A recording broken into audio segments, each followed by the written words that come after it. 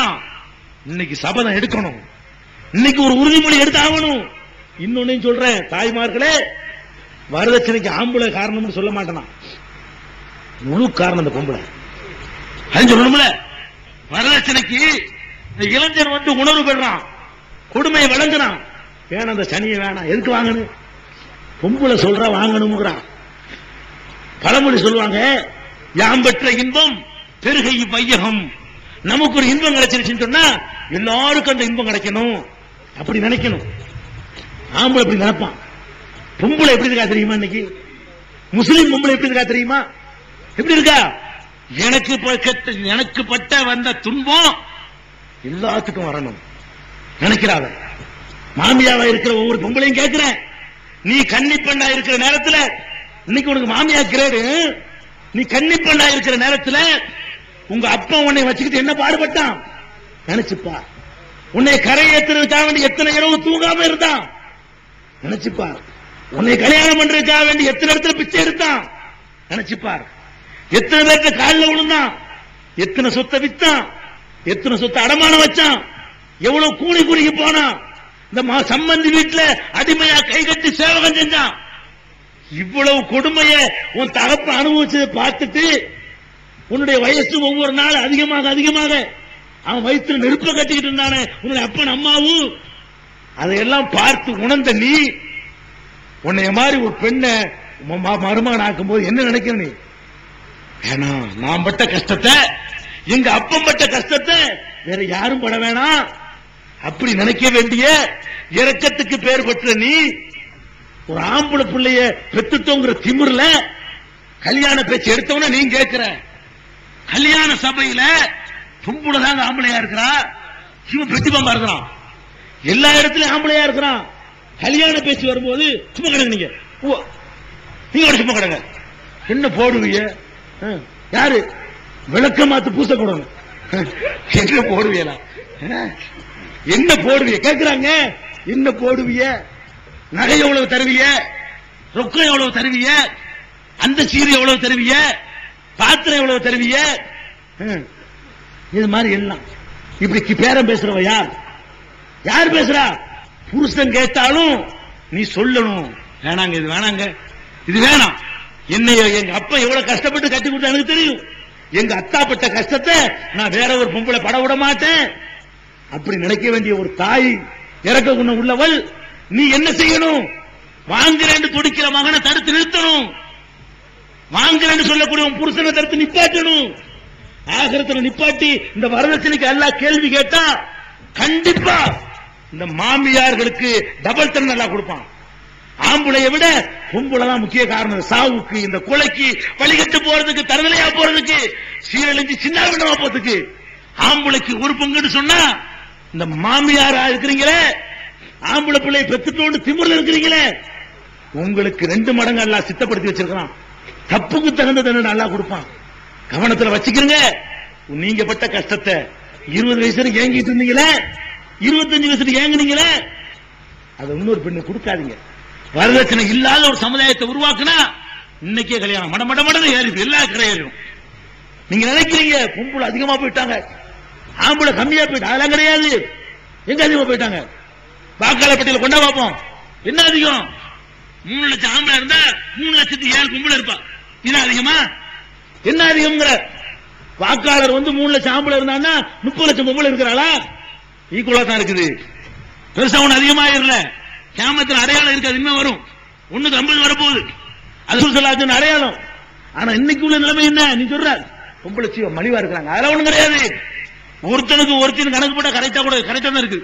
அப்படின்னு ஜாஸ்தியான பொம்பளை இல்ல. நீ மாத்திரம் வரதட்சணை வாங்க மாட்டேன்னு சொல்லி மட்டம் மட்டம் மட்டம் மட்டம் ஒரு வாரத்தில் அம்புட்டு கும்பன் கரையேறும். ஒரு வீட்டுல பொண்ணு இருக்காது, ஒரு வீட்டுல பொண்ணு இருக்காது. அந்த அளவுக்கு ஒரு நல்ல ஒரு முடிவுக்கு பெண்கள் வரணும், தாய்மார்கள் வரணும். அங்கேயும் சுயநலத்தை சொல்லி காட்டுவோமே, சுயநலம் இல்லாட்டி ஒத்துக்கிற மாட்டாங்க. இந்த மாமியாருக்கு ஒண்ணு சொல்ல வேண்டியிருக்கு.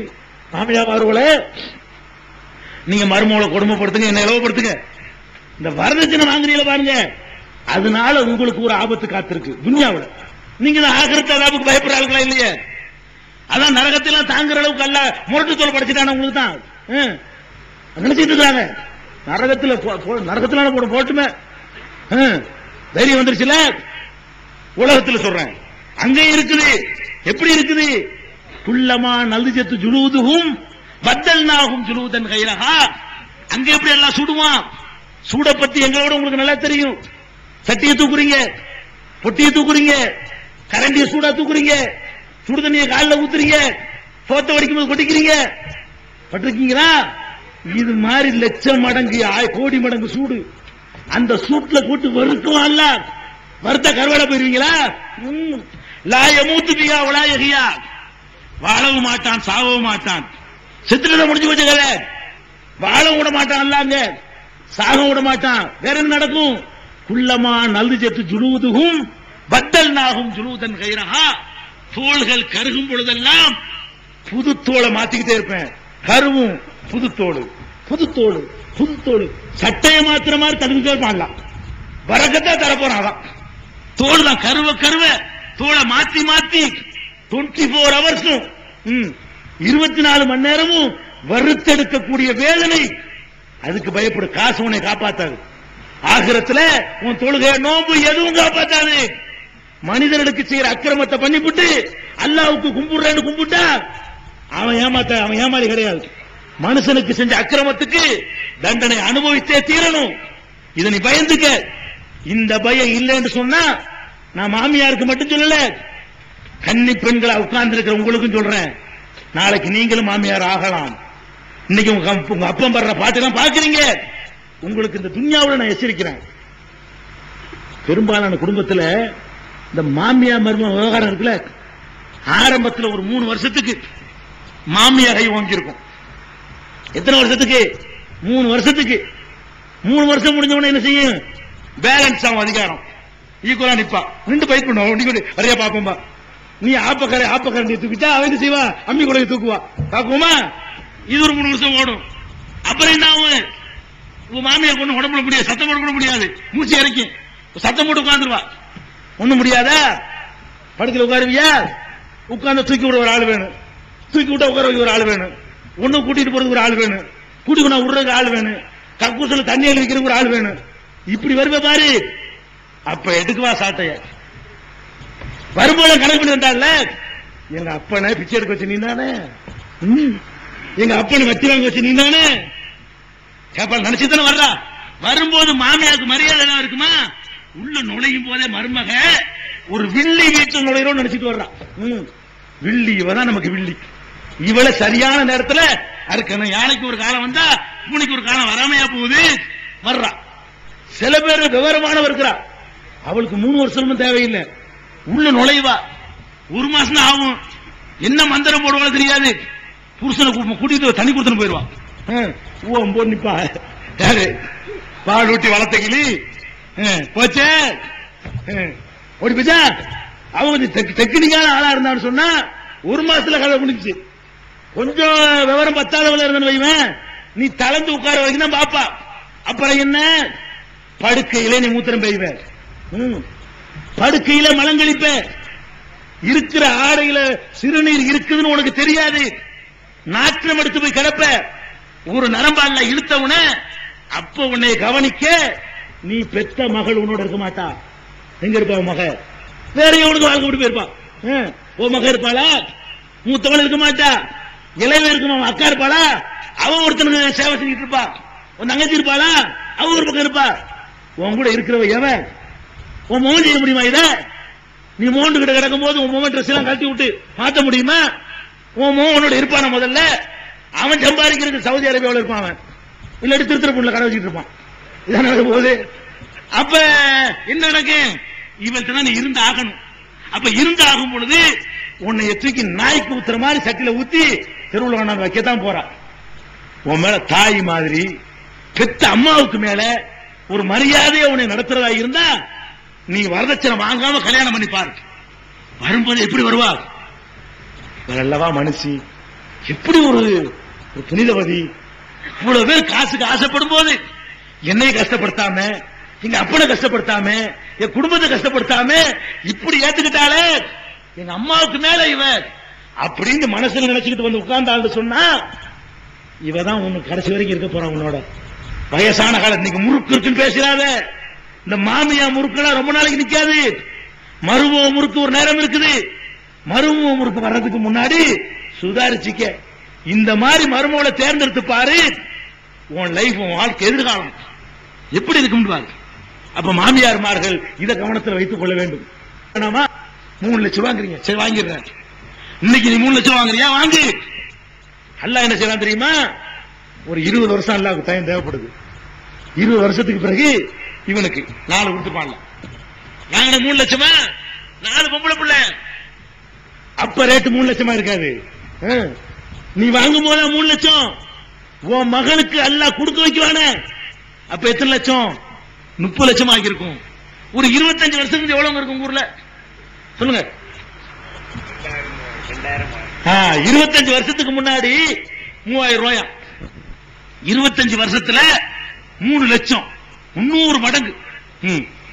300 ஆயிரம் ரூபாய் 3 லட்சம், 300 ஆயிரம் தானுங்க. அப்ப எத்தனை மடங்கு? 100 மடங்கா? 100 மடங்கு. அப்ப ஒவ்வொரு ஆயிரமும் என்னவாகுது? லட்சமா மாறி இருக்குது. அப்ப ஒரு லட்சம் எத்தனையா மாறும்? கோடியா மாறும். நீ வாங்கும் போது 3 லட்சம், நீ ஓ மகளுக்கு கல்யாணம் பண்ணுவிய 3 கோடி கேட்பான். நீ தானே உண்டாக்குன, நீ தானே பரப்புன. 3, அடுத்த வருஷம் 3, அடுத்த வருஷம் 4, அடுத்த வருஷம் 5, அடுத்த வருஷம் 10, அடுத்த வருஷம் 50, அடுத்த வருஷம் கோடி. 3 லட்சம் வாங்கினவன் 3 கோடியா இருக்கும். 4 பொம்பளை பிள்ளை இருக்கும். நாம 12 கோடி. அல்லாஹ் காட்டிட்டானா? அல்லாஹ் காட்டான இப்ப யாருண்டு? 12 கோடிக்கு என்ன பண்ணுவ? உன் மாமா என்ன பண்ணானோ அதை பண்ணுவேன். 12 கோடிக்கு நோட்டு புக்கு தூக்கிட்டு அலைய போற. யாரெல்லாம் அலையணும்? நல்லா கேட்கிற பெண்களை கேளுங்க. உலகத்துல கண்ணுக்கு முன்னாடி அல்லாஹ் தண்டனை கொடுத்தா தான் திருந்துவான். என்ன லிமிட் இல்ல அக்கிரமத்துக்கு? பெருமானார் ஸல்லல்லாஹு அலைஹி சொல்றாங்க, இத்தகி தாவத்தல் மظلوم, அநீதிக்கு ஆளானவர்களுடைய துஆவுக்கு பயந்துகொள். அக்கிரமத்துக்கு உள்ளாக்கப்பட்டார்களே அவர்களுடைய துஆவுக்கு பயந்துகொள். ஏன் தெரியுமா? ஃபைன்னஹு லைஸ பைனஹா வ பைனல்லாஹி ஹிஜாப். அல்லாஹ்வுக்கும் அந்த துஆவுக்கு மத்தியில திரை இல்ல. அல்லாஹ்வுக்கு அந்த துஆவுக்கு மத்தியில எந்த தடையும் இல்ல. உடனே ஏற்றுக்கொள்ளப்படும். நீங்கள் மாத்திரம் கையேந்தினால், தாய்மார்களே, பாதிக்கப்பட்டிருக்கிற தாய்மார்களே, 30 வயசு வரை கண்ணி கழியாது இருக்கிற தாய்மார்களே, அப்படிப்பட்ட கன்னி பெண்களை பெற்று வைத்திருக்கிற வசதி இல்லாத தாய்மார்களே, நீங்கள் கையேந்தினால் ஒருத்த நாங்க மிஞ்ச மாட்டோம். அநீதிக்கு ஆளாக இருக்கிறீங்க. கையேந்தினா அல்லாஹ் திருப்பி பிடிப்பான், திருப்பி எடுப்பான். அல்லாஹ் சவுக்க திருப்பி பிடிப்பான். 12 கோடி ரூபாய் நீ கொடுக்க வேண்டி வரும். கொடுக்க முடியாம ஒன்னு நீ தற்கொலை செய்வாய். எத்தனை பேர் தற்கொலை செஞ்சானே அந்த வேலையை நீ செய்வாய். இல்லன்னா கருவுல வச்சு ஓம் பிள்ளைய நீ ஆம்புளைங்கிற திமுறல வாங்கினிய ஓம் பொம்பளை பிள்ளைய குழி தோண்டி புதைப்பாய், உசுரோட புதைப்பாய். இல்லன்னு சொன்னா அவன் பிச்சை எடுத்தானே அந்த மாதிரி நீனும் பிச்சை எடுப்பாய். நீனும் இன்னைக்கு மாமனாரா போற மாமனார் நிலையில இருந்து ஜமாத்துல கடிதம் வாங்கிட்டு 12 கோடி ரூபாய்க்கு பிச்சை எடுக்கணும். 4 குமருக்கு சேர்த்து வாங்கின 3 லட்சத்துக்கு வட்டிக்கு முதலமா சேர்த்து அல்ல பணாச்சு அடிச்சா பெருசா அடிப்பான்ல. நன்மை எப்படி தர்றான்ல? 700 தர்றான்ல. நன்மை எப்படி தர்றான்லங்க? அல்ல ஒண்ணு செஞ்சா 700 ஆக்குவாங்கிறானே, ஒண்ணுக்கு 10 ஆக்குவான், 10 700 ஆக்குவாங்கிறானே. அதே மாதிரி தான் அல்ல என்ன செய்வான்? அவனுக்கு எல்லாம் மல்டிபிளை தான். அல்லாவுடைய கணக்கு என்ன? சிம்பிள்லாம் கிடையாது. இந்த அள்ளிக்க மிதிச்சால் அப்படித்தான், கொடுத்தால் அப்படித்தான், புட்டிச்சு இருக்கும், அவ்வளவுதான். அதே மாதிரி பிச்சை எடுக்க வைப்பான் அல்லாஹ் ரப்புல் ஆலமீன். அப்ப இன்னைக்கு ஒழிக்கல, நாளைக்கு அதனுடைய விளைவை அனுபவிக்க போற நீ தான். இளைஞனே, நீ அனுபவிப்பாய். இன்னைக்கு ஒழிச்சேன்னு வை, நாளைக்கு வாங்குற சமுதாயம் இருக்காது. உன் 4 பிள்ளையும் வாங்காம கட்டக்கூடிய மாப்பிள்ளை இருப்பான். இன்னைக்கு நீ ஒழிக்கல, உனக்கு என்ன கேரண்டி? அல்ல பட்டயம் போட்டு கொடுத்துருக்கானா? பிறகு ஆம்பளை பிள்ளை சொல்லு, உனக்கு ஆம்பளை பிள்ளை பிறக்குமா? இது யாவத்தில் வச்சுக்க. அல்ல திருப்பி பிடிக்கிறதுக்கு எனக்கு தெரிஞ்சு என்னோட எத்தனை நண்பர்கள் அந்த காலத்தில் நான் வாங்கல. சந்தேகம் வந்தா தொண்டி மக்கள் வந்திருக்காங்க, கேட்டுக்கலாம். 1980 நாங்கள் வரதட்சணைக்கு எதிராக புரட்சி பண்றோம். வாங்காம இருந்துகிட்டு சொல்லிட்டு இருக்கிறோம், வாங்கிவிட்டு சொல்லல, வாங்காமல் இருந்து நாங்கள் சொல்லிக் கொண்டிருக்கிறோம். இன்னும் சொல்ல போனால் நான் வாங்காமல் இருந்த முடிவுக்கு வந்ததுக்கு ஒரு காரணம் இருக்குது, ஒரு நிகழ்ச்சி இருக்குது. அதை நான் சொன்னால் நீங்களும் வாங்க மாட்டீங்க. நாங்க பெரிய ஆராய்ச்சி பண்ணிட்டு வாங்காம இருக்கல. நாங்க அந்த காலத்துல பெரிய எதுவுமே தெரியாது எங்களுக்கு. அந்த பருவத்தில் இளம் பிராயத்தில் எங்களை பாதித்தது ஒரு நிகழ்ச்சி, ஒரு சம்பவம். கீழக்கரையில் அந்த 80, 81, 79 வந்த தினத்தந்தி பேப்பர் பார்த்தா உங்களுக்கு தெரியும்.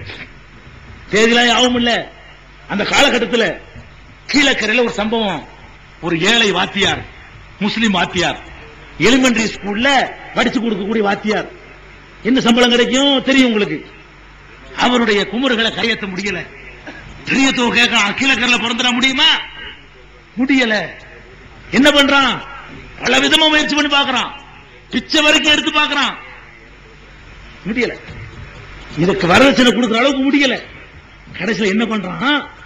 சம்பவம் நடந்த சம்பவம், பேப்பர்ல வந்த சம்பவம்.